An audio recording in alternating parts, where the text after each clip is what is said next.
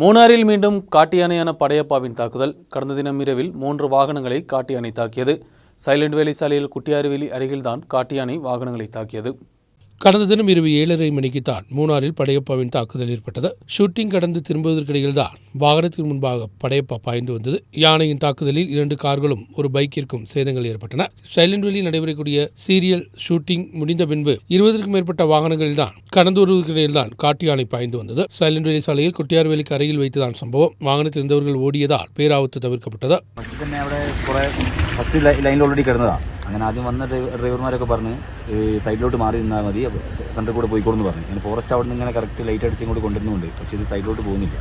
ഇത് കറക്റ്റ് നടുവിൽ കൂടെ തന്നെ വന്നിട്ട് ഫസ്റ്റ് കൊമ്പ് എൻ്റെ മിററിന് തട്ടി വണ്ടി മറിച്ചിടാൻ നോക്കിയപ്പോൾ വണ്ടി ഒന്ന് ഷെയ്ക്കായതിന് ശേഷം പിന്നെ എന്താക്കി കുറേ പേര് ഇത് ഓൾറെഡി പാസഞ്ചർമാരുണ്ടായിരുന്നു.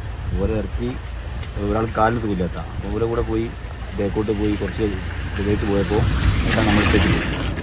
അപ്പോൾ വണ്ടീനെ അവിടെ ഇറങ്ങാൻ പറഞ്ഞിട്ട് നമ്മൾ കുറേ മുന്നോട്ട് ഓടി. ആ സമയത്ത് ചെയ്തതാണ് ഈ ബാക്കിലും ഫ്രണ്ടിലും കാര്യങ്ങളൊക്കെ ഉണ്ട്. റോഡിക്കിൻ്റെ അവർ ബിഗ് ബോസിൻ്റെ പോലത്തെ പ്രോഗ്രാമാണ്. അപ്പോൾ സൈലന്റ് വാലിയിൽ നിന്ന് കഴിഞ്ഞ് വരികയാണ്. അപ്പോൾ അതിന് കഴിഞ്ഞ് വരുമ്പോൾ സംഭവിച്ചാണ്.